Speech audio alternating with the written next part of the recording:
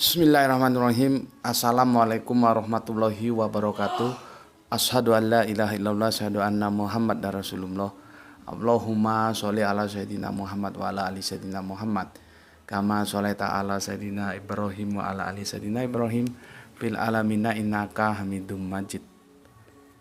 Sebelumnya kita panjatkan dahulu doa kepada Gusti Allah ingkang Maha Agung, ya. Untuk saudara kita yang telah memberikan sholawatnya berupa infak dakwah, sehingga channel dakwah ini masih dapat eksis setidaknya hingga detik ini, sanggup untuk berdiri tegar hadir dalam ruang-ruang diskusi kalian semuanya. Itu semuanya atas jasa bantuan kemurahan hati saudara-saudara kita yang telah memberikan sholawatnya dalam infak dakwah kepada channel ini, sehingga sangat-sangat perlulah kita untuk mengucapkan terima kasih kepada beliau-beliaunya. Dan semoga sholawat itu terbalaskan oleh Gusti Allah yang Maha Agung dengan balasan yang lebih baik lagi. Kemudian untuk seluruh viewer terkasihku yang semoga anti skip dan anti download, aku ucapkan terima kasih ya. Semoga selalu tetap seperti apa adanya ya, anti skip, anti download, dan bagi yang berkenan silahkan untuk di-share link-link kajian dari channel dakwah ini, dan semoga usahamu untuk mengikut sharekan itu menjadi catatan langit bahwa engkau telah ambil bagian dalam syiar dakwah Islam ya, sehingga ada catatan kelak nanti ketika kamu mati, ada bukti sudah bahwa kamu ambil bagian dalam syiar dakwah Islam. Oke, kita akan sebentar. Aku baca itu doa-doa baik kalian. Alhamdulillah subhanallah ya. Semoga kebaikan doa kalian untukku juga tercurahkan untuk kalian semuanya. Amin amin ya robbal alamin. Kadang-kadang aku benar-benar terkesima dengan doa-doa baik kalian semuanya ya, yang aku nggak bisa sebutkan satu persatu ya. Oke, kita sekarang masuk ke seri yang ketiga ya.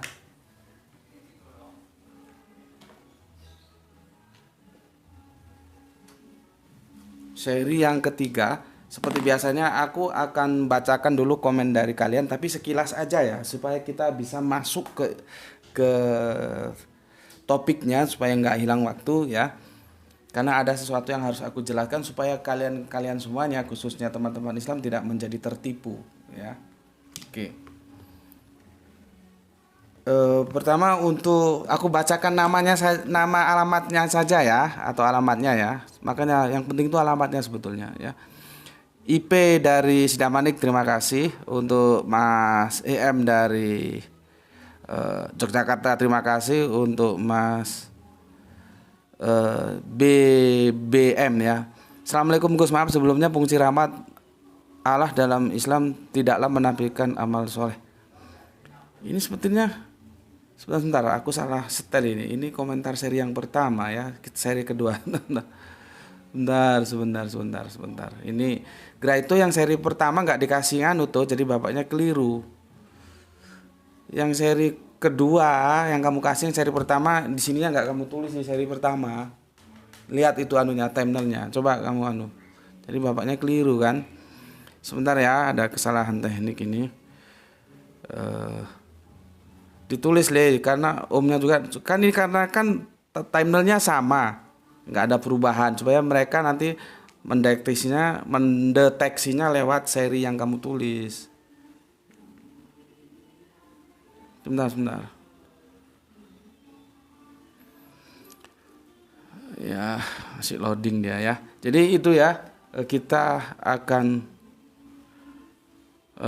menjelaskan tanggapan dari teman Kristen kita juga yang perlu diluruskan ya. Oke.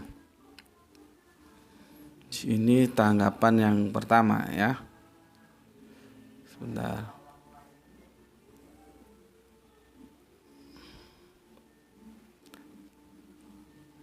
Aduh, nggak mau keluar dia. Oke. Untuk Mbak GF, terima kasih yang ada di Palu ya. Untuk Mas A, nggak tahu ada di mana ini ya. Terima kasih juga ya. Untuk ED ya, ED, terima kasih, dan cukup panjang tulisannya, tapi oke, enggak apa-apa. Bagi teman-teman yang masih punya waktu banyak, silakan dicermati, itu bagus tulisannya ya. Aku baru baca kira-kira Sampai mana tadi ya? Aku sempat baca kok tadi ya. Oke Mas Ede, terima kasih. Tapi karena waktu memang terbatas, nggak mungkin aku bacakan semua ya. Dan itu sangat bermanfaat. Untuk Mas DSD, Alhamdulillah Makassar, oke terima kasih. Untuk MR, Assalamualaikum Gus, Condet Keramat Jati Jakarta Timur nyimak. Semoga Gus dan keluarga sehat selalu. Oke terima kasih untuk saudaraku di Jakarta Timur ya. Berikutnya IPTK Sidamanik, oke terima kasih Kang Mas. Untuk AJ ya, AJ ini lalu dia mencuplik apa ini ya? Sepertinya pembukaan Undang Dasar 45 ya. Terus dia tanya lalu bagaimana ini Gus? Bukankah mendapatkan kemerdekaan juga sama seperti masuk surga? Ya insya Allah nanti bisa kita selesaikan. Tapi tolong dari mana supaya aku bisa cepat membacanya ya. Misalkan AJ asalnya mana gitu ya. Berikutnya SO ya. SO ini dari Bekasi. Terima kasih ya. Mantap. Berikutnya M ya. M ini tolong lain kali ditulis Mas ya, dari mana ya? Apa ini komentarnya? Halo Gus Beti, saya suka sekali dengan cara berpikir dan logika Gus. Gaya nyentrik pemikir yang bagi saya menarik sekali. Gus menginspirasi saya Gus. Gimana mau kontak Gus ya gitu. Terima kasih ya. Jadi beliaunya Mas M ini memberikan komentar seperti itu dan semoga pahalanya juga tercurahkan kepada kita semua yang mengambil bagian dalam langkah dakwah ini ya. Seperti yang aku bilang, apabila seseorang mendapatkan hidayah lewat usahamu, maka engkau seperti mendapatkan apa-apa yang disinari matahari ya. Alhamdulillah, terima kasih Mas M ya. Tolong nanti dari mananya itu ditulis. Lampu perlu tuh. Sepertinya gelap. Ini mendung ya. Oke, tentang gimana mau kontak Gus ya. Kan ada nomor kontak itu di awal, semua awal video itu ada slide yang kuning, perhatikan tuh ada nomor kontak. Silakan masuk ke WA ke sana. Berikutnya Mas WDS ya, Mas WDS itu dia mengutip surat Al-Baqarah ayat 25. Oke, terima kasih. Asalnya disebutkan ya. Kemudian BB ya. Assalamualaikum, semoga Bapak bisa bahas kajian teologi dengan mu'alaf ex pendeta dan cemume. Oh ya. Oke, masukannya sangat bagus sekali. Tapi saat ini beliau masih dalam apa ya? Kita anu dulu lah. Supaya tenang dulu gitu ya. Supaya tenang dulu ya. Makanya banyak orang yang mau menghubungi beliau terpaksa oleh teman. Itu kan sekarang dihandle oleh teman kita di Ayah Sophia ya, supaya tenang dulu gitu ya. Tapi masukan dari Mas BB ini sangat bagus dan terima kasih. Oke. AG dari Bogor Timur, terima kasih. TH Gresik, terima kasih. Salam Islam rasional ya. Laiku, guruku ya, dosen kita yang keren ini ya. AGMTH dari Tanah Karo, surga Kristen dan surga Islam beda. Wajarlah cara masuknya juga beda. Jangankan surga, rumah yang beda saja kuncinya pasti beda. Salam sehat selalu. Oke, terima kasih untuk Laiku yang ada di Tanah Karo. W72, Assalamualaikum Brebes. Oke, terima kasih ya. Untuk PBK Borneo ya. Mantap ya. Assalamualaikum Samarinda nyimak. Saya bila tidak paham lebih baik simak dulu, bahkan diulang-ulang videonya. Terima atau tidak urusan belakangan, karena guru JM menjelaskan seruan sampaikan awal satu ayat. Terima kasih. Oke, begitu yang aku maksud. Dilihat, diperhatikan ya. Bila perlu diulang-ulang, kalau nggak jelas tanya ya. Jangan terus menyanggah, apalagi mendikte, itu aku paling tidak suka ya. Seperti apa yang disampaikan oleh Mas dari Borneo ini bagus ya, bagus. Kalau nggak tahu dia ulang-ulang itu video, dia tonton sampai tahu. Kadang-kadang orang itu menyanggah padahal dia tidak paham terhadap apa yang mau disampaikan sehingga dia sanggah. Dia menyanggah sesuatu yang dia tidak paham, jadinya kan kacau. Oke, untuk Mas SG, terima kasih 2 jam tayang. Untuk Mbak RE yang ada di Demak, terima kasih. Soleha kita itu ya. Untuk J apa ini? Oke, terima kasih. Asalnya nggak tahu dari mana untuk Mas JI ya. Jadi aku ingat zaman dulu Menteri Daud Yusuf ya. Terima kasih. Untuk Mas dari Turki, terima kasih. Untuk Mas IT ya. Assalamualaikum warahmatullahi wabarakatuh Gus. Gimana kalau ngebahas lakum dinukum alia din pengertian ini sehingga din jelas batasannya bila orang paham dengan din masing-masing dan prakteknya tidak loncat pagar. Oke, terima kasih, request yang bagus ya, tapi sepertinya itu sudah kita bahas meskipun tidak secara khusus ya. Terima kasih masukannya Kang Mas Ite ya. Dede, melawan mainstream memang susah Gus. Dulu aku nggak percaya perintah sholat tawar-tawaran, tapi diancam kalau nggak percaya hadis kafir. Waktu itu aku diam. Itu ketika aku di madrasah Gus. Alhamdulillah dengan kajian Gus Betik, daya kritisku tumbuh lagi. Ulama jangan dikasih cek kosong. Benar sekali Gus. Oke, alhamdulillah ya. Jadi banyak orang yang tercerahkan lewat kajian-kajian kita ya. Dan itu menjadi sebuah kebahagiaan kita bersama ya, sehingga bisa beragama dengan benar dan tepat. Dan juga aku katakan semoga apa-apa yang disinari matahari juga terbagikan untukku, untukmu, untuk kita semuanya ya. Oke, matur nuwun Mas Dede. Ini di Jakarta, terima kasih sekali ya. Alhamdulillah, terima kasih. Nice shirt antara kau dan kopi hitam. Kaos kopi hitam itu dikirimi oleh soleha kita dari Bogor ya. Tapi sekarang nggak muncul, apa sibuk atau gimana?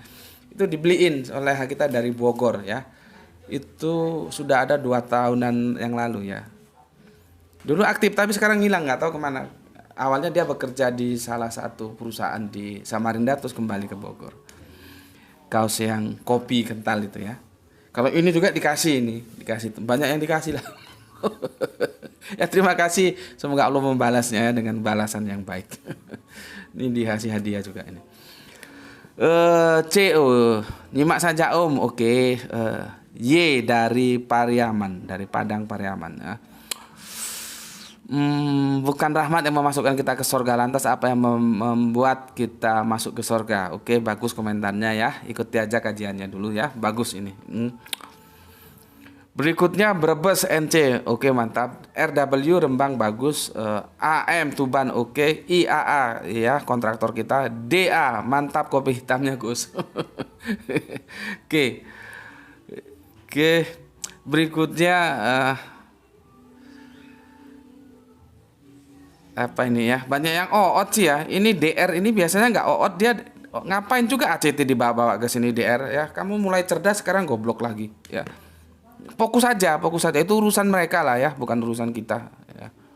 Yang mau dikibulin, mau ngibulin juga terserah. Orang ada otak kok. Kalau otak itu dijalankan, orang itu nggak mau ngibulin dan tidak mau dikibulin gitu ya. Jangan OOT lah ya. Biasanya kamu cerdas kok, aku sudah seneng, kamu goblok lagi. Ini DR ini teman Kristen kita ya, tapi dia aktif di sini ya, dan terima kasih. Dan dia udah tahu kalau aku ngomong belak-belakan, dia sudah tahu itu. Nggak baper. HS ya, terima kasih. SK hadir, terima kasih ya. DD nyimak, oke, terima kasih. Wah, ini Kang Masku yang ada di Semarang, Mas SE, masih mengandalkan kekuatan diri sendiri menggapai surga ya, monggo saja silahkan. Oke, Kang Mas SE, terima kasih. Ini saudara Kristen kita juga ya. Oke. Dan sekarang aku mau masuk ke pembahasan. Ini dari Madura, ABD KDC. Oke, terima kasih ya. Ternyata masuk juga. Oke. Sekarang kita mulai bahas ya. Jadi gini loh, kenapa? Sebetulnya kita tidak akan masuk ke kristologi, akhirnya masuk juga ya. Aku perkenalkan dulu kepada kalian, ada sebuah istilah. Ini sekilas saja ya. Sekilas saja, nanti kita bahas satu waktu secara khusus. Dalam kekristenan ada istilah sola ya, gratia ini Ya. Nih, ada istilah sola gratia. Ini diusung oleh Martin Luther. Jadi dalam kekristenan itu ada mazhab Lutheran, nanti ada mazhab Calvin ya. Aku nggak tahu ya mengikuti mazhab Calvin apakah mengikuti juga pendapatnya Lutheran tentang sola gratia. Karena setahu yang aku tahu, semua kekristenan menerima konsep sola gratia.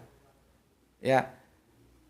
Meskipun ini diusung oleh Martin Luther, tetapi Martin Luther kan tidak lahir di ruang hampa. Dia itu pendukung dari apa yang disampaikan oleh Paulus. Ya. Jadi kalau kita baca nanti kamu bisa bisa search di Google begini. Sola gratia menekankan bahwa belas kasih Tuhan kepada manusia terjadi semata-mata karena anugerah. Sehingga manusia tidak dapat mengklaim keselamatan kekal melalui perbuatan baik maupun kesalehan khusus. Nah ini lihat ya. Google telah menulis dengan tepat. Doktrin ini, jadi sola gratia ini doktrin. Ya. Keselamatan itu hasil anugerah bukan karena usahamu. Itu doktrin. Ya. Aku kan sudah bilang doktrin itu nggak usah pakai otak. Kalau kamu mau terima nggak mau tinggalkan. Karena doktrin itu nggak bisa masuk dalam kawasan otak. Karena dia mendoktrin. Otak itu dialogis dia. Nah sekarang bagaimana Yesus disalib, terus itu nanti akan membebaskan dosa-dosa kita, itu dialogisnya kemana? Kan aku sudah bilang dulu, bisakah seseorang dihukum atas kesalahan orang lain? Bisakah karena satu orang seluruh manusia sejagat terselamatkan? Karena kan dosa itu ditanggung sendiri-sendiri. Di perjanjian lama juga begitu. Ya. Nah, itu doktrin itu tahun 1517 berkembang. Yang diusung oleh Martin Luther atau disebut Lutheran gitulah ya. Nanti ada Calvinisme, ada Calvinan gitu aja lah gampangnya ya. Ini sama. Jadi seperti aku bilang kemarin. Dalam tataran pemikiran teologis kredo kekristenan, kamu mau soleh seperti apapun, kamu mau berbuat baik seperti apapun, kamu mau taat seperti apapun sampai jengking sampai kepalamu jadi kaki jadi kepala, kalau kamu tidak menerima Yesus sebagai juru selamat, itu tidak akan terselamatkan. Karena keselamatan itu adalah anugerah dengan tersalibnya Yesus. Tuh. Ya. Ngerti di sini. Lalu apa bedanya dengan yang dipahamkan kepada kalian semua tentang rahmat itu? Ya. Oke. Di sini sudah aku jelaskan ya. Cukup situ dulu sola gratianya. Nanti kalau kemana-mana justru ini nggak bisa selesai. Nanti kapan-kapan kita bahas secara khusus ya. Sola gratia. Yang penting kamu tahu dulu. Jadi untungnya kita ngaji kristologi itu kita tahu dua sisi. Kekristenan kita tahu, keislaman juga kita tahu. Ya ustadz sekarang itu sampai dia terjebak dengan pemahaman bahwa yang memasukkan ke surga itu rahmat karena dia buta kristologi. Dia tidak tahu kristologi. Kalau dia tahu kristologi, dia tahu oh ini kerangka berpikir Kristen yang dimasukkan ke Islam. Seperti konsep Kanjeng Nabi mau kiamat turun lagi itu kerangka berpikir Kristen yang dimasukkan ke Islam. Cuman kan karena ya itu tadi ya kita tidak boleh memberikan cek kosong kepada ulama siapapun kecuali Kanjeng Nabi Muhammad, hanya dialah yang masuk. Akhirnya ketika kita luruskan justru dia melawan. Wah itu kredo kekristenan kok dia bela-bela. Soal hadis oke lah. Mau ditunjukkan mana hadisnya? Kalau hadis itu bertentangan dengan Al-Quran. Karena Al-Quran tidak satu kata pun mengatakan Yesus itu turun. Kalau Yesus itu diangkat, ya. Masalahnya apanya yang diangkat? Gitu loh. Ya, nah, itu salah satu contoh. Nah, sekarang dia berkembang ke sini. Cuman ini kan tidak sepopuler yang pernah kita bahas 2 tahun lalu bahwa Yesus tidak akan turun lagi. Ya. Karena orang merasa nyaman, oh kita masuk surga itu karena rahmat Allah. Ya. Terus nanti dibikinlah cerita-cerita Kamu walaupun ibadah, sholat, puasa, bayar zakat, dan bengek, itu untuk membayar nikmat satu matamu itu belum cukup. Wah, dibikinlah. Ya itulah. Rusak. Kalau kamu beragama atas dasar dongeng itu rusak jadinya. Ya. Rusak. Maka pahami dia berdasarkan pemikiran logika yang benar gitu loh. Ya. Nah, ini tidak dirasakan oleh ustadz-ustadz yang di YouTube, di video-video atau dimanapun adanya ya. Dia enjoy saja menyampaikan ini kepada umat. Nah, umatnya juga sudah terkooptasi oleh ustadznya. Kalau ikut kajian di sini ya, dan aku kasih tahu, justru menyerang balik. Justru dibilang Gus Betik sesat, menolak hadis, ingkar sunnah. Itu kan karena goblok 7 turunan, tetap aja diwariskan gitu. Nah, mulai sekarang kita potong itu. Cukup berhenti di situ kegoblokannya. Kamu ke bawah setelah ngaji di sini cerdas. Itu yang aku mau, ya. Jadi kerangka berpikirnya kekristenan itu seperti yang aku bilang tadi, sola gratia, ya. Sola gratia. Di sini, ya. Kekristenan itu adalah anugerah. Jadi keselamatan itu anugerah. Dikasih, bukan hasil usahamu. Ya, nanti ayatnya kita baca, ya. Bukan hasil usahamu. Ini kekristenan. Masuk dalam dunia Islam. Cuman istilahnya saja dirubah. Ini rahmat. Tapi substansinya sama. Kamu masuk surga itu karena rahmat Allah, bukan hasil usahamu. Kamu masuk surga itu karena rahmat Allah, bukan karena hasil usahamu. Karena sudah dibayar lunas oleh Yesus yang tersalib di kayu salib. Apa bedanya? Apa bedanya? Otak dipakai beragama. Sekarang kalian di sini harus cerdas. Masalahnya kan kita ya, itu kadang-kadang nggak ngerti duduk permasalahannya, nyampur saja kayak kecambah. Aku orang-orang gitu tak biarin aja. Kalau aku mau tak tanggapi, kalau enggak tak biarin aja. Karena dia hanya tahu sepotong, nggak tahu keseluruhan, sudah ngoceh. Aku dulu itu ya, ada yang bilang, oh jangan buka Bible, jangan buka Injil, jangan buka Torah, itu kan bukunya, kitabnya orang Kristen, orang Yahudi gitu loh. Kenapa rupanya? Itu dilarang karena dia tahu hanya satu kisah. Pada saat itu, ya, sahabat Umar memang dia pernah buka kitab, itu dilarang sama Kanjeng Nabi. Tapi dia kan tidak tahu satu cerita di mana Zaid, sekretarisnya Kanjeng Nabi, dikasih tugas untuk belajar bahasa Ibrani. Coba kalau dua peristiwa ini dia tahu secara utuh. Artinya apa? Kita harus tahu kondisionalnya. Bukan terus dipukul rata, buka Bible enggak boleh. Injil itu punya orang Kristen, Taurat itu punya orang Yahudi. Dari mana kamu mau bisa buka pintu dialog kalau gitu cara? Kan aku sudah bilang, kamu lihat masjid di sekitarmu, langgar di sekitarmu, mau sholat di sekitarmu. Adakah di sana jatah untuk kajian kristologi? Coba, kan nggak ada. Nggak ada. Kamu lihat, pokoknya dikasih, nggak usah banyak-banyak. 10% dari waktu yang ada. Yang 90% keislaman, monggo. Sampai meleleh itu ucapanmu silahkan. Yang 10% saja kasih untuk kajian kristologi. Kan nggak ada. Kalau kita tahu, Pak ya, dakwah pertama itu senjatanya apa? Kristologi. Bukan yang main-main, enggak. Bukan wudhu baik, sholat khusyuk, enggak. Kristologi, peristiwa bagaimana Ja'far itu memimpin rombongan kita dari Islam untuk hijrah ke Abbasiyah sehingga akhirnya rajanya masuk Islam. Itu dialog pakai apa? Pakai kristologi. Tapi kan orang tidak paham ini. Sampai tokoh-tokoh agama kita aja, organisasi keagamaan itu tidak paham. Aku pernah ngomong dengan salah satu tokoh terbesar organisasi Islam tertua di negeri ini. Anda tidak tahu sejarah. Kenapa organisasi didirikan? Salah satunya adalah untuk menghadapi perang pemikiran terhadap sending. Pada saat itu disebut sending, belum misionaris.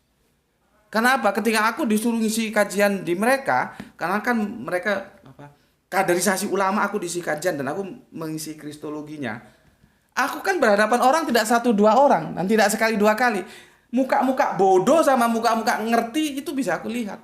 Dan semua itu bodoh tentang kristologi. Itu mengenaskan. Karena organisasi yang dia tekuni itu, kristologi juga menjadi sekian prioritas dari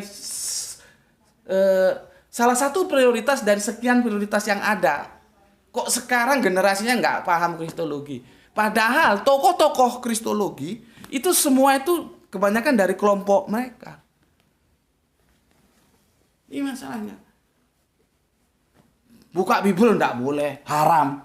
Itu goblok 7 turunan. Aku pada waktu itu pernah hadir karena anaknya itu sudah pakai model apa saja tetap murtad dia. Ini di satu rumah dari kelompok saudara kita yang tiap hari Al-Quran, hadis itu menjadi segojangan, menjadi teman tidur mereka. Tapi anaknya murtad, bisa dikembalikan? Tidak bisa. Tidak bisa. Guru-gurunya heboh dikembalikan? Tidak bisa. Tidak bisa.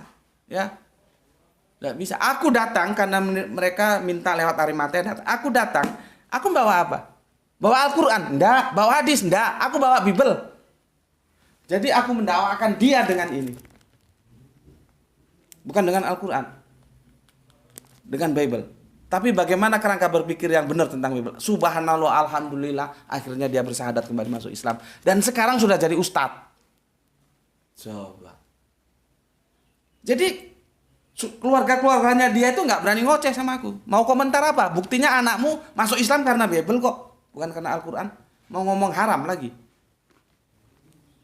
Ini yang kita kadang-kadang nggak tahu bagaimana medan pertarungan di lapangan. Dulu ya. Jadi sudahlah. Aksesoris itu ditinggalkan saja, yang penting kerja dengan kerangka berpikir yang benar. Kita kadang-kadang lihat, oh pakai sorban, pakai ini, pakai itu, terus, oh itu ulama-ulama. Enggak, gue baru saja. Gue baru, ya bukan ulama. Oke, kita lanjutkan. Di sini, untuk permasalahannya itu di sini. Ya, di sini biasanya disebut anugerah, kasih karunia. Nah, di sini disebut rahmat. Ya, jadi kamu mau puasa sampai jengking, kepalamu ke bawah itu jengking namanya, kakimu sampai kebalik ke atas. Mau beribadah sampai berguling-guling, kamu nggak akan masuk surga. Kesini ya nggak masuk, kesini ya nggak. Karena apa? Di sini dikunci yang memasukkan ke surga itu rahmat. Di sini dikunci yang memasukkan ke surga itu adalah kasih karunia atau anugerah. Nah, di sini dikopas pemikirannya dibawa ke sini, dijelaskan secara keliru oleh mereka yang menjelaskan. Kamu lihat aja di YouTube, di apa segala macam. Masuk surga karena rahmat, masuk surga rahmat. Kau nggak ngerti urusan rahmatnya, ngomong rahmat. Tuh ya.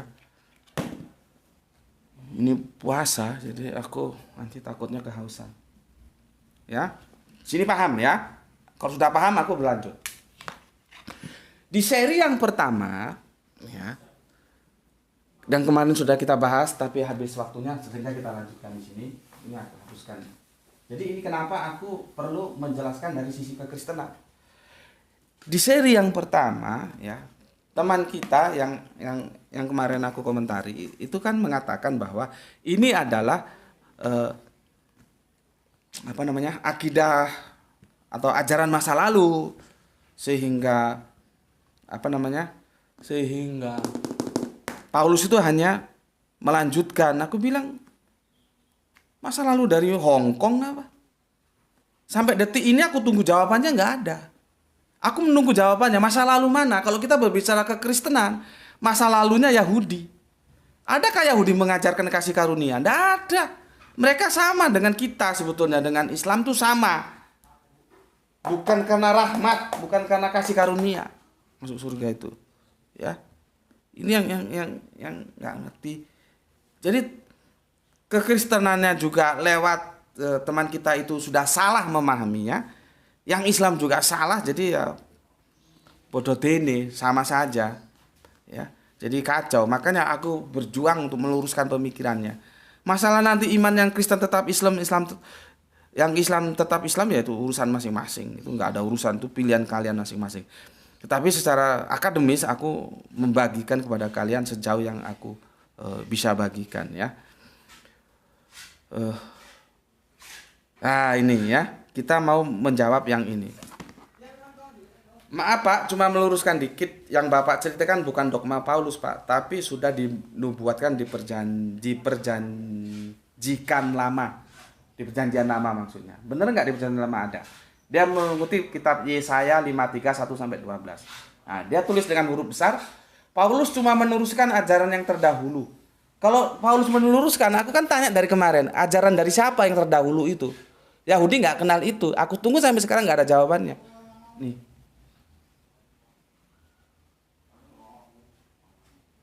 Ya, oke. Dia mengatakan bahwa konsep kasih karunia itu ada dari kitab Yesaya. Kita lihat ini, kitab Yesaya 53:12. Nih ya, Yesaya 53:12. Nih. Ya. Apakah benar di sana mengajarkan kasih karunia? Ya. Apakah benar juga itu personal yang dimaksud adalah Yesus? Jangan gampang-gampang. Kan sering sekali nubuatan-nubuatan tuh disandarkan kepada Yesus padahal meleset. Itu bukan untuk Yesus. Ya. Itu di kajian-kajianku yang 2 tahun lalu kan sudah ada itu. Yang katanya dia adalah Bapak yang perkasa. Mana ada Yesus disebut Bapak yang perkasa? Ini sekarang kita mengkritisi sesuai dengan data dari dia. Katanya Yesaya 53:1-2 itu menganut ajaran seperti yang mereka pahami sekarang tentang kasih karunia ya. Kita lihat Yesaya 53:1-12. Sebelumnya aku ingatkan, kalau kamu ikuti Yesaya 53 ya 1-15, bubar itu dogma. Jadi kalau bilang itu bukan dogma, orang Google juga bilang itu dogma, kok kamu bilang bukan dogma? Ya. Kamu buka Google tentang sola gratia tadi, itu dogma. Ini juga dogmanya Paulus. Dan bukan Paulus melanjutkan ajaran yang terdahulu. Ini teman-teman Islam juga jangan sampai tertipu. Ya, tidak ada. Konsep soteriologi salib itu adanya tuh di Paulus. Paulus yang bikin. Bukan Paulus melanjutkan ajaran yang terdahulu. Sampai detik ini jawabannya dia nggak bisa jawab. Ajaran yang terdahulu itu dari siapa? Di mana letaknya? Aku mau tahu. Nggak ada jawaban. Jadi di mana benernya ini cara Kristen seperti ini? Kekristenan itu taat terhadap apa yang dikatakan Yesus. Gitu loh. Ya. Oke, kita baca. Ya. Kamu juga bisa baca ya di kitabmu. Tuh, ini tolong dengan aku paling kesal gini ketika dipakai casnya hilang. Ya, casnya habis. Begini ya, aku bacakan Yesaya 53:1-12 ya. Siapakah yang percaya kepada berita yang kami dengar dan kepada siapakah tangan kekuasaan Tuhan dinyatakan? Sebagai taruk ia tumbuh di hadapan Tuhan dan sebagai tunas dia tanah kering. Ia tidak tampan dan semaraknya pun tidak ada sehingga kita memandang dia. Dan rupa pun tidak sehingga kita menginginkannya. Ya. Ia dihina dan dihindari orang. Seorang yang penuh kesengsaraan dan yang biasa menderita kesakitan. Ia sangat dihina sehingga orang menutup mukanya terhadap dia dan bagi kita pun dia tidak masuk hitungan.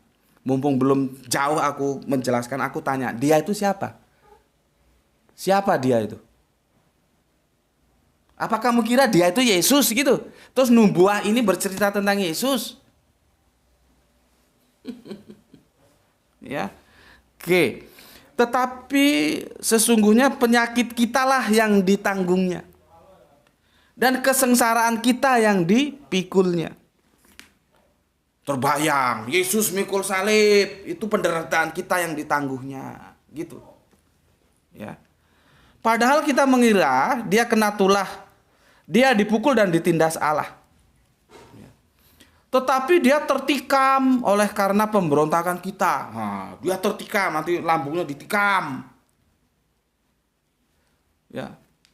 Ini sebetulnya cerita yang tidak menjurus ke Yesus, tapi di Yesuskan ya ini.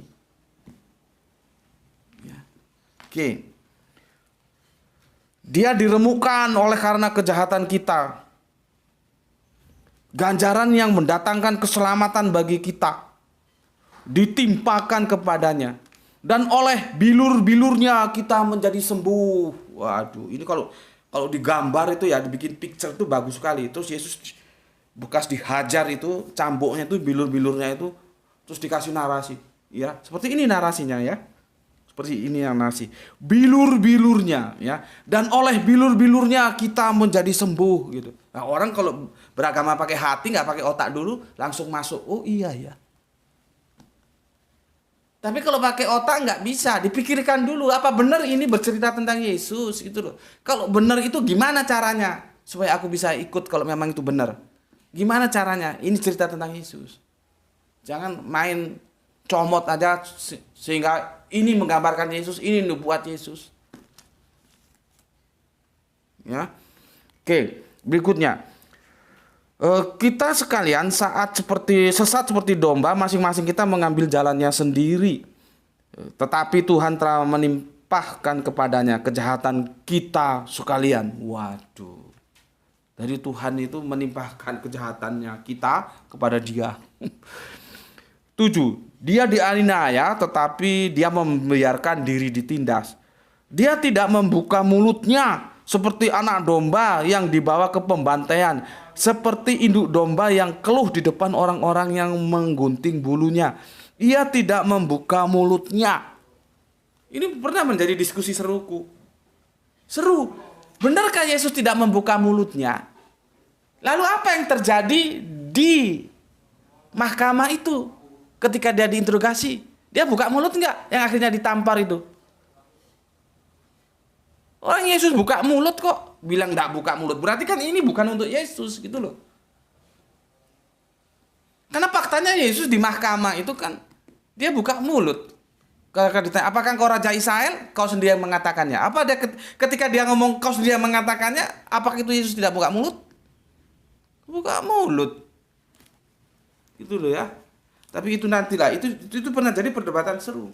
Ya. Maka aku bilang ini bukan untuk Yesus. Ini si teman kita yang komentar ini siapa namanya ini? Ya. Itu salah dia. Orang bukan untuk Yesus kok karena dia ngebet mau masuk surga karena dikasih itu. Teman kita NG ini ya. Ini bukan untuk Yesus saudaraku. Salah kamu. Ngutip Yesaya 5:31-12 itu. Ya. Oke. Tadi sudah jelas ya. Yesus itu buka mulut. Sedangkan dikatakan tidak membuka mulut. Ya Yesus buka mulut. Berarti kan bukan Yesus gitu loh. Oke. Sesudah penahanan dan penghukuman, ia terambil dan tentang nasibnya siapakah yang memikirkannya. Ya. Sungguh ia terputus dari negeri orang-orang hidup dan karena pemberontakan umatku ia kena tulah. Memangnya Yesus kena tulah? Coba. Kan sudah tabrakan. Terus ini yang aku bilang tadi ya.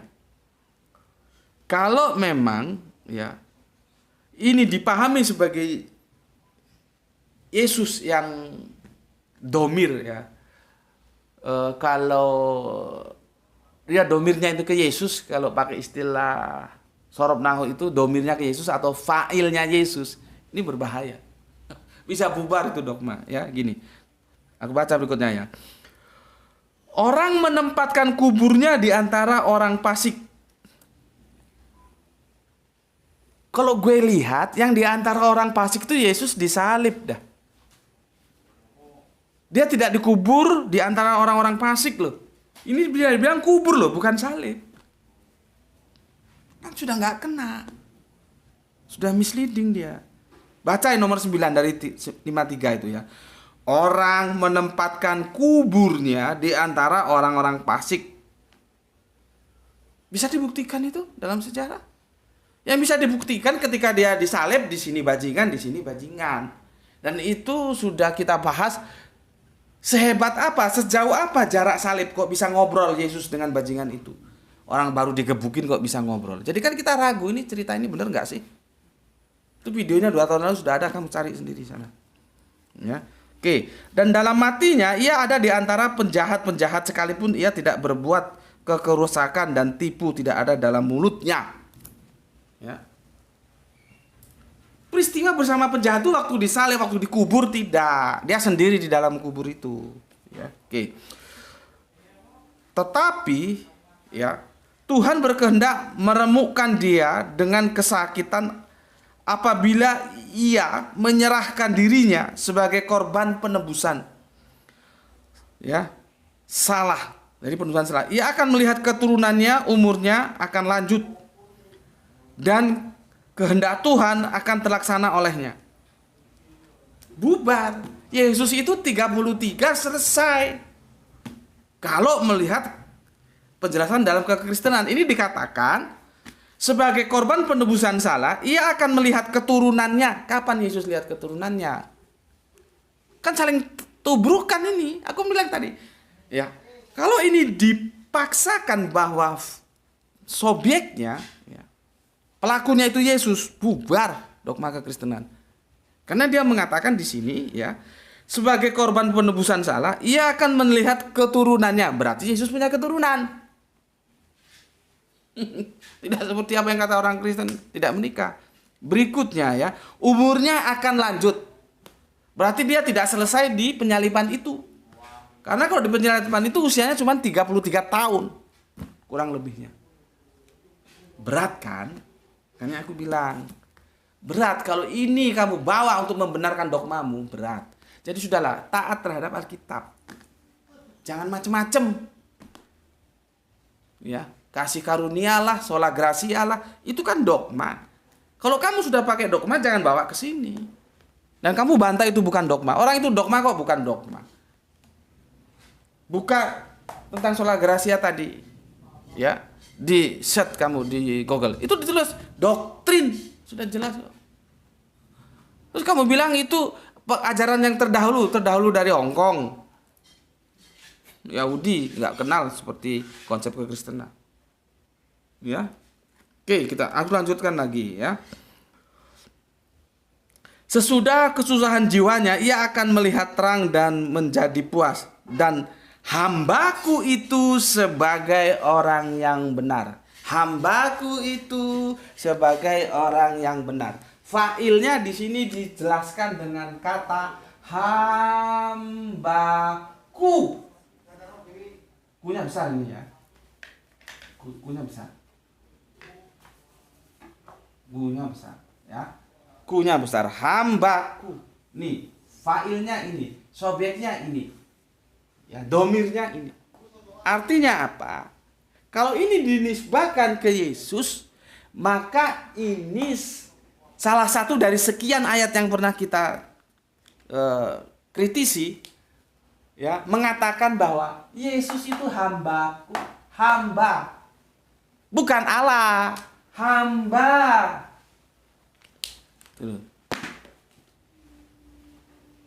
Kalau di Al-Quran dijelaskan bahwa dia tidak segan untuk menjadi seorang hamba. Ya karena memang dia hamba, bukan Allah. Jadi saudaraku Kristen NG ya, kalau kamu konsisten bahwa Yesaya 53:1-2 ini merupakan rujukan daripada dogma yang dibangun Paulus, maka berantakan jadinya. Ya. Demi kamu mempertahankan, kamu bikin argumen, itu ajaran yang terdahulu. Paulus hanya meneruskan dengan mengutip ini. Dahulu dari Hong Kong. Yahudi tidak memahami seperti itu. Dan kalau kamu mau megang ini, maka kamu harus mengatakan Yesus itu adalah hamba. Kalau kamu Kristen Tritunggal atau kamu Kristen Oneness, kamu tidak bisa menerima ini. Tapi kalau kamu Kristen Tauhid atau Kristen Saksi Yehova, kamu masih bisa menerima ini. Aku nggak tahu kamu Kristen yang mana. Karena konsep teos dalam kekristenan juga kan berantakan hingga gini. Coba. Mau dipaksakan ini. Ini lemah, runtuh dia. Kalau kamu paksakan justru akan menjadi bumerang, membunuh doktrinmu. Ya. Oke. Aku lanjutkan ya. Sebab itu aku akan membahagiakan kepadanya orang-orang besar sebagai rampasan, dan dia akan memperoleh orang-orang kuat sebagai jarahan, yaitu sebagai anti, karena ia telah menyerahkan nyawanya. Yesus itu menyerahkan nyawanya? Apakah Yesus itu menyerahkan nyawanya ke dalam maut? Aku katakan ya, kalian semua supaya tahu ya. Yesus itu mencintai kehidupan. Yesus itu tidak mencintai maut. Yesus itu mencintai kehidupan. Buktinya apa? Aku buktikan. Kenapa dia lari ke Taman Getsemani? Yesus mau menghindari penyaliban itu. Itu artinya dia cinta kehidupan. Bukan cinta mati konyol. Kenapa harus disuruh membeli pedang? Kenapa harus dia berdoa sampai doanya tetes-tetesan itu seperti darah yang menetes? Karena Yesus mencintai kehidupan. Jadi jangan ngomong Yesus itu menyerahkan nyawanya. Dia justru berusaha mempertahankan nyawanya. Kalau menyerahkan untuk apa dia lari ke Taman Getsemani sana? Beragama itu yang jelas gitu loh, logikanya dibangun. Kamu ikut masuk sekolah minggu atau sekolah Alkitab kamu haheho saja. Yang cerdas itu loh. Aku nggak mengajak kamu menjadi Islam, nggak, tapi beragamalah dengan cerdas. Kamu masuk tetap Kristen ya itu hakmu. Kalau kamu mau bermuamalah jadi Islam itu ya hakmu, terserah saja. Aku hanya berkewajiban merasa perlu untuk menyampaikan kebenaran. Karena kerangka berpikir kita adalah benar salah. Jadi salah kalau ada yang mengatakan Yesus itu menyerahkan nyawanya. Tidak. Ya, Yesus itu tidak menyerahkan nyawanya. Orang dia masih ingin hidup kok. Makanya ada kan diksi, ya Bapak, ya, seandainya bisa cawan ini berlalu, tapi kehendakmu lah yang terjadi. Coba. Masih mengatakan Yesus menyerahkan nyawanya ke dalam maut? Tidak. Oke. Dan karena ia terhitung di antara pemberontak sekalipun ia menanggung dosa banyak orang. Wah, kan? Dibikin gitu kan? Sekalipun ia menanggung dosa banyak orang dan berdoa untuk pemberontak. Nah, karena narasinya seperti itu, ya, dibikinlah. Oh, ini ajaran sudah ada sejak Yahudi, gitu maumu. Terus Paulus hanya melanjutkan, gitu maumu. Enggak, ya. Ini tidak berbicara tentang Yesus. Ya, aku kasih garansi kamu bahwa ini tidak berbicara tentang Yesus. Kamu lihat di kitab Efesus. Kita sekarang uji kritik, ya. Uji kesahihan lewat langsung ke Alkitab. Efesus 2 kamu buka. Efesus 2, ya. Ini ya. Efesus, nanti aku ke situ nggak apa-apa. Aku cari dulu. Ini Efesus 2 ini ya. Ini ya. Efesus 2. Ini gini. Nah ini ya, Efesus 2 ini kitab kirimannya Paulus. Ini yang dijadikan rujukan teman-teman Kristen untuk membangun kredo mereka tentang kasih karunia. Jadi mau ke gereja 1 hari 1000 kali, ya, mau bayar perpuluhan sampai bermiliar atau bertriliun, tidak akan masuk surga kalau tidak percaya Yesus tersalibkan untuk menebus dosa mereka. Ya. Karena itu bukan hasil usahamu, tapi kasih karunia. Nah, ayatnya di sini di Efesus ya. Aku bacakan ya. Nanti yang penting aku lambatkan, yang tidak aku bikin high speed ya supaya waktunya cukup karena sebentar lagi masuk asar dan ini sudah berapa setengah jam? Waduh, sudah 48 ya. Tidak apa-apa, aku usahakan ya selesai. Efesus 2 ya. Dari ayat 1 sampai ayat ke-10 ya. Aku mulai. Kamu dahulu sudah mati karena pelanggaran-pelanggaran dan dosa-dosamu. Ingat diksi mati, ingat pagi tadi kita di mampir ngombe. Mati itu apa, makan itu apa? Jangan goblok. Harus cerdas. Ya. Kamu hidup di dalamnya karena kamu mengikuti jalan dunia ini, karena kamu mentaati penguasa kerajaan angkasa, yaitu roh sekarang sedang bekerja di antara orang-orang durhaka. Sebenarnya dahulu kami semua juga terhitung di antara mereka ketika kami hidup di dalam hawa nafsu daging dan menuruti kehendak daging dan pikiran kami yang jahat. Pada dasarnya kami adalah orang-orang yang harus dimurkai sama seperti mereka yang lain. Nah, sudah berbicara daging. Besok insya Allah di mampir ngombe tadi kan terpotong juga, itu belum selesai, besok kita selesaikan tentang daging. Itu karena teman Kristen kita membawa ke masalah daging supaya jelas kalian. Ya. Oke, yang keempat, ini dia yang keempat ya. Tetapi Allah yang kaya dengan rahmat oleh karena kasih-Nya yang besar yang dilimpahkannya kepada kita telah menghidupkan kita bersama-sama dengan Kristus. Sekalipun kita telah mati oleh kesalahan-kesalahan kita, oleh kasih karunia kamu diselamatkan. Oleh kasih karunia kamu diselamatkan. Oleh kasih wis tak hapus. Karunia kamu diselamatkan. Kalau dalam Islam rahmat, apa bedanya? Coba. Apa bedanya? Makanya kemarin gue gemes banget. Orang lu saja kagak ngerti, lu korban kebodohan kok mau mengkritik gue. Mengecap gue sesat. Mengecap gue ingkar sunnah. Itu penyakit orang goblok begitu. Dia tidak tahu duduk permasalahannya sudah menstempel orang. Pahami dulu, kamu ngerti enggak? Ini baterainya habis, dikasih. Gitu loh. Tadi sudah mulai biru dia. Nah itu. Ya. Oke. Aku lanjutkan. Dan di dalam Kristus Yesus Ia telah membangkitkan kita juga dalam memberikan tempat bersama-sama dengan Dia di sorga. Jadi tempatnya di sorga itu sudah disiapkan. Gitu. Jadi kan Yesus disalib, mati, dikuburkan, dibangkitkan 40 hari. 40 hari hidup. Heran juga 40 hari gak ketangkap Hansip Romawi, kan heran kita ya. Padahal kan kekuasaannya sangat kuat. Akhirnya naik ke langit. Nah, ngapain di sana? Mempersiapkan tempat di sorga. Nah, nanti mau turun lagi. Nah, ini yang dipahami, diterima oleh Islam.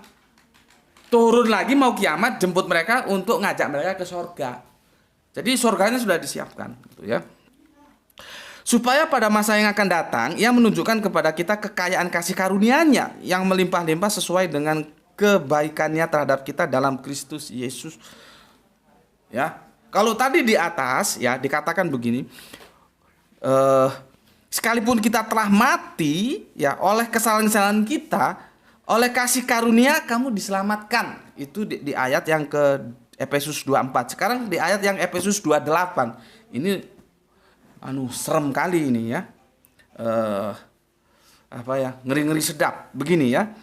Sebab karena kasih karunia kamu diselamatkan oleh iman itu, bukan hasil usahamu, bukan hasil usahamu, bukan hasil usahamu. Kamu mau beribadah sampai jengking pun, kamu mau ke gereja sampai jengking pun, kamu mau bayar perpuluhan sampai hartamu kamu kasihkan segalanya pun, kalau kamu tidak terima Yesus, maka kamu tidak akan masuk dalam kerajaan surga. Karena surga bukan hasil usahamu, tetapi pemberian Allah. Apa bedanya dengan ini yang kalian dengar dari ustadz-ustadz yang itu? Apa bedanya dengan ini? Kita ini bisa masuk surga karena rahmatnya Allah, bukan karena ibadahmu. Pret.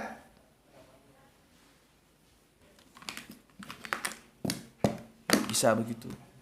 Ya. Oke. Karena kita ini buatan Allah, diciptakan dalam Kristus. Ya, ini benar nih, diciptakan dalam Kristus. Jadi bukan Kristus yang menciptakan. Ini Kristen-Kristen juga kadang-kadang salah memahami kitab Yohanes pasal mulai ayat pertama itu ya.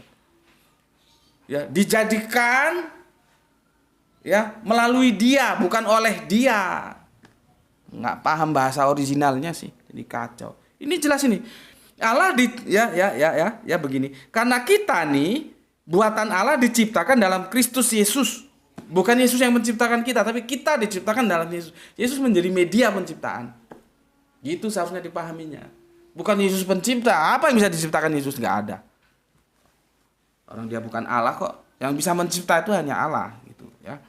Oke.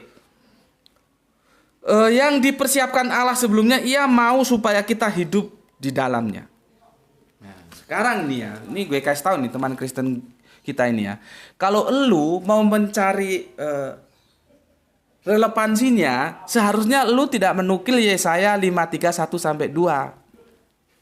Karena itu tidak berkorelasi. Nanti aku tunjukkan ketidakkorelasiannya ya. Itu korelasinya ada di kitab Kolose 2:13 baru kena ya.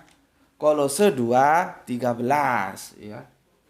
Nih, lihat nih. Kolose 2:13. Ini baru kena. Catatan kakinya ada ya, Kolose 2:13. Kita buka sekarang Kolose 2:13. Ya, apa katanya? 2:13. Kamu juga meskipun dahulu mati oleh pelanggaran-pelanggaranmu dan oleh karena tidak disunat. Nah, ya, kita dapat informasi lain. Ya. Kamu tuh permasalahanmu itu bukan hanya karena kamu telah pelanggar, tapi kamu tidak disunat. Tidak disunat secara lahiriah ya.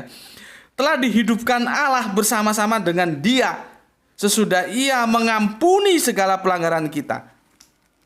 Makanya nanti bermasalahkan apakah benar penyaliban itu meniadakan hukum Torah. Di sana pertarungan kita dengan Paulus. Jangan di konsep teos. Karena teosnya Paulus itu dia masih belum berani macam-macam. Dia masih mengimani sebagaimana Yahudi mengimani tunggal. Gak ada ceritanya Paulus Tritunggal, gak ada ceritanya. Kalau gak terima, berikan literasinya. Di ayat mana Yesus diakui Allah oleh Paulus di sini? Kalau Tuhan sebajak, nggak usah tanya aku. Yesus disebut Tuhan oleh Paulus itu sebajak, sekarung. Tapi kalau sebagai Allah, satu pun tidak pernah. Ya. Disinilah masalahnya nanti. Hukum Torah itu apakah benar bisa dinihilkan, ditiadakan lewat penyaliban Yesus? Itu kan kerangka berpikirnya Paulus. Maka akhirnya sekarang nggak sunat itu. Ya sekarang kan kita gampang sih ya. Yesus sunat, Yesus Kristus, kita mengaku Kristen, tapi nggak sunat. Terus itu kira-kira koneksitasnya itu di mana? Itu kalau otak dipakai kan membuat kita berpikir habis itu. Artinya kalau you Kristen you harus sunat. Nggak ada istilahnya sunat rohani itu kagak ada. Karena Yesus pun suratnya ini sunat jasmani di hari ke-8. Baca oleh Lukas. Kalau cukup sholat rohani saja, Yesus nggak perlu sunat jasmani. Gak perlu mamanya Bunda Maria bawa dia jauh-jauh capek ke bait Allah untuk disunat. Gitu loh. Ya, jadi kalau kebersihan rohani saja cukup, Yesus tidak perlu sunat jasmani. Tapi nyatanya Yesus pun perlu sunat jasmani, maka dia dikatan pada usia 8 hari. Sekarang ngaku Kristus, ngaku Kristen, tidak sunat, kasih tahu. Kepalanya semakin membesar. Oh, kami sunat lahiriah. Tidak ikut, tapi kami ikut sunat rohania. Terus nanti dibagi lagi. Ada Israel yang jasmani, ada Israel rohani. Memangnya bisa seperti itu? Nggak bisa. Ya, oke. Jadi korelasinya harusnya di sini kamu nukil. Kalau kamu mau meneguhkan tulisannya Paulus di surat Efesus. Bukan ke sini. Nah, sekarang aku buktikan. Ini sama sekali tidak mendasar dengan surat yang di Efesus. Ya, oke. Aku akan ke situ ya untuk menjelaskannya. Tuh siapkan, Bapak mau jelaskan supaya ini, Pak ya. Ada ballpoint situ, ballpoint supaya Bapak main tunjuk-tunjuk. Nah, nih ya. Bentar, tak siapkan. Ini demi kalian supaya kalian paham, supaya nggak goblok. Ya, kamu sini tuh. Ya, nih, ya maklum lah, nggak ada apa namanya, nggak ada. Oh foto sehingga nyorot tuh, nggak ada proyektor ya kita gini. Nah ini, lihat ya, itu Yesaya. Dia bilang Yesaya 5:1-13. Ini Yesaya 5:3 ya. Yesaya 5:3 1-12. Ini 1 ya. Sampai nanti 12-nya di sini. Di sini. Tuh ya. Aku megang buku sih, pegang kitab jadi agak angel memberikannya. Ya. Nah, ini dari sini sampai seluruh ayat ini sampai ke sini, itu sama sekali tidak berhubungan dengan dogma itu. Jadi salah kalau menisbahkan di sini failnya, subjeknya kalau nggak tahu fa'il itu kepada Yesus. Ini tidak bercerita tentang Yesus. Kalau kamu paksakan ini bercerita tentang Yesus, bermasalah dia dikubur. Dia dikubur sendirian kok, nggak sama orang-orang bajingan, nggak. Dan dia itu yang di sini itu dikatakan sebagai ini hambaku, hambanya Allah. Tapi kalau kamu menerima, oh benar Pak Yesus hamba Allah, ya alhamdulillah, puji Tuhannya Yesus. Memang Yesus itu hamba Allah, bukan Allah. Gitu ya. Terus sampai ke sini ya. Sampai ke sini. Ini tidak sama sekali. Dan ini dikatakan menyerahkan nyawanya. Yesus tidak menyerahkan nyawanya. Ya.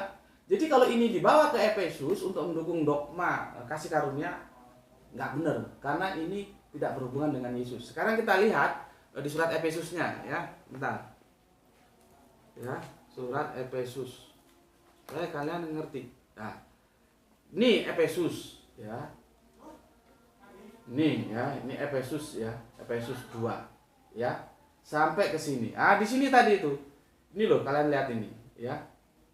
Ini ya, sebab karena kasih karunia kamu diselamatkan oleh iman, itu bukan hasil usahamu, tetapi pemberian Allah. Jadi surga itu pemberian Allah, bukan hasil usahamu. Ini meneguhkan yang ini, dogma yang ini. Ya, sekalipun kita telah mati oleh kesalahan-kesalahan kita, oleh kasih karunia kamu diselamatkan. Jadi dikasih pemberian doang, lu soleh mau sampai mati nggak bisa masuk surga, gitulah ya. Ini. Nah, ini kita lihat di sini. Kalau memang LAI itu biasanya menyertakan catatan kaki. Kalau dia interlinear dengan Yesaya, sebentar tuh, Yesaya. Di sini tidak ada catatan Yesaya. Ini apa ini? Ini ya. Di sini tidak muncul Yesaya. Yang ada Mazmur, Keluaran, Mazmur, Keluaran. Ada Kolose, maka aku bilang tadi. Ini sebetulnya kalau kamu mau nisbahkan ke Kolose, bukan ke Yesaya 5:3 1-2. Enggak ada di sini, tidak ada. Ini Mazmur. Ini Kolose lagi, ini Mazmur, ini Kolose. Ya. Jadi ini enggak ada nisbahnya ke Yesaya 5:3 1-12. Ada misleading. Adanya juga ke Kolose. Ini ya, lihat ya. Ini Kolose ya, Kolose 2:13, kita lihat di sini sekarang. Ya. Nih dia. Kolose ini ya, ini Kolose 2 di sini. Kita lihat nomor 13. 13 itu ini ya. Kamu juga meskipun dahulu mati oleh pelanggaran-pelanggaranmu dan oleh karena tidak disunat ya, secara lahiriah telah dihidupkan oleh Allah bersama-sama Dia sesudah Ia mengampuni segala pelanggaran kita. Jadi clear ya bahwa Yesaya yang Anda kutip itu misleading. Oke, aku sudah jelaskan seperti itu, ya. Oke. Bentar dulu.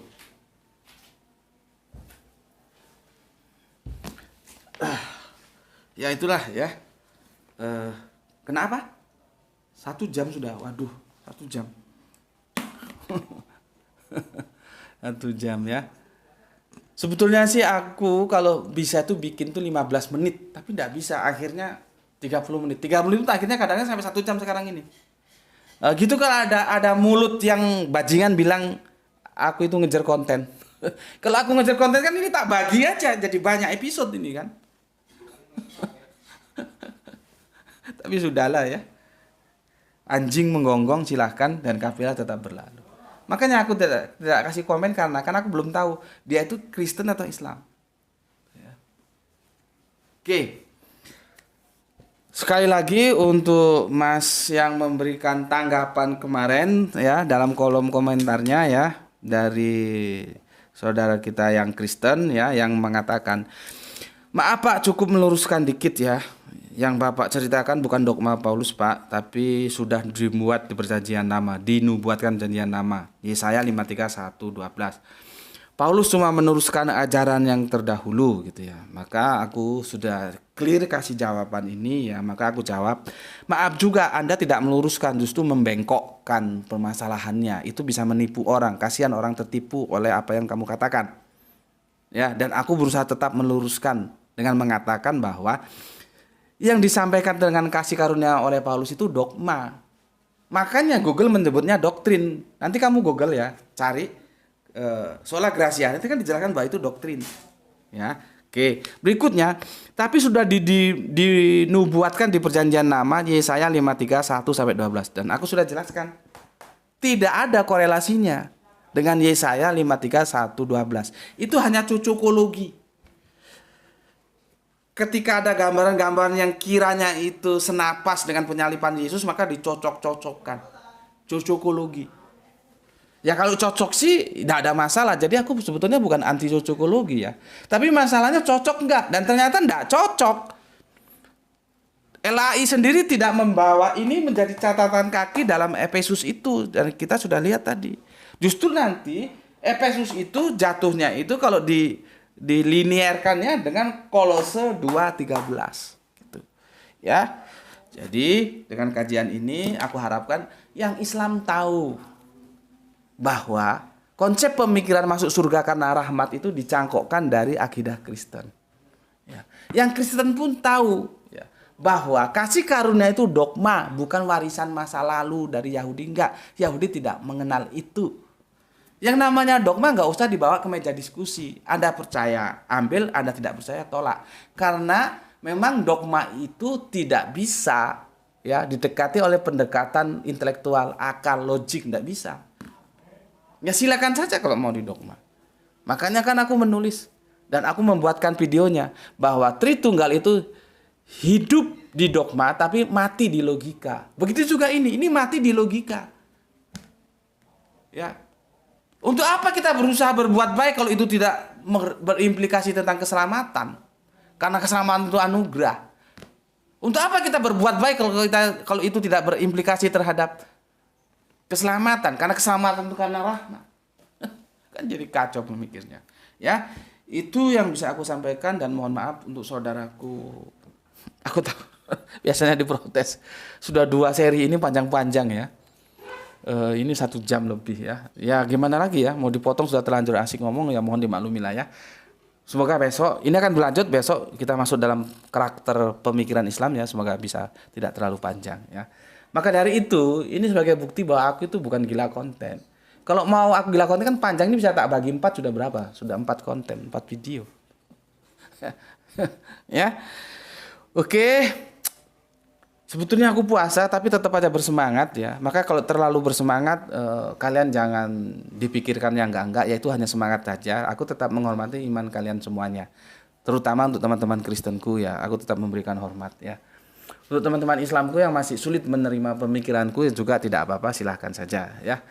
Nanti mungkin satu saat kamu akan berubah, kan cuma itu akan indah pada waktunya. Oke, untuk seluruh saudaraku, semoga kita mendapatkan rezeki yang barokah dan kesehatan prima sehingga kita bisa melanjutkan kajian-kajian kita sebagaimana waktu-waktu yang lalu.